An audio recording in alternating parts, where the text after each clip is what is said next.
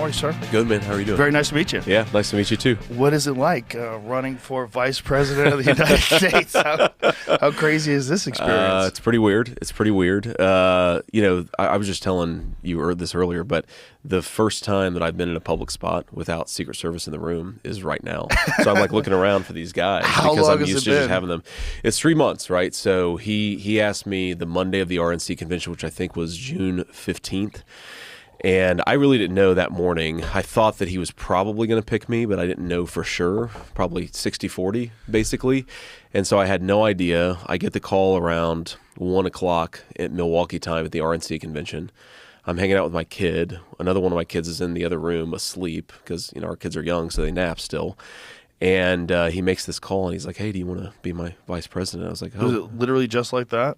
Well, actually, what happened is I get a text message from a staff member on his team that says, "You just missed a very important phone call." And I don't know, because there's so much inbound traffic that I think it just went straight to voicemail. So I call him back, and I'm like, "Hey, sir, what's going on?" He said, "JD, you just missed a very important phone call. I'm going to have to pick somebody else now." So I'm about to shit a brick here. And then he says, no, I'm just kidding. Obviously, I want you to be my vice president. And the funny thing is, my 7-year-old is in the background, and he has no idea what's going on. And I love that, right? It's one of the good things about this. He has no clue what's going on. He's like, "Dad, who are you talking to?" He's talking about Pokemon cards, right? And Trump hears my son in the background, and he says, "Well, who's that?" And I said, "That's my 7-year-old son, you." And he's like, "Put him on the phone." And I'm just anxious for him to get this statement out because in my mind, It's not final until the statement is actually out. And he talks to my son and he reads the statement that he is going to put out on Truth Social announcing that I'm the VP nominee of the Republican Party. And he's like, "What do you think about that, Ewan?"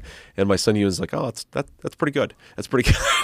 And then he gives the phone back to me. He's like, "I have no idea what the hell's going on." He doesn't even know what that means. Yeah, he has no crazy. idea. And of course, I remember this story because in particular, and the Madison Square Garden rally of a few days ago was the first time that my son actually met Donald Trump. So he'd spoken to him on the phone, but hadn't actually met him until the rally at MSG. And my 7-year-old really wanted to tell him a joke, and he remembers this phone conversation. And so he tells him this joke, and Trump kind of chuckles, but also is probably judging me because it was a somewhat inappropriate joke for a 7-year-old to tell. But here we are. Well, that's the only ones 7-year-olds remember. That's right.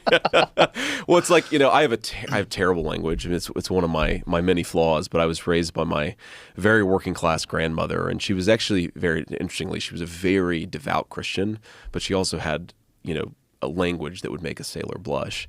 And so I talk like that because I was raised by this woman. Those are fun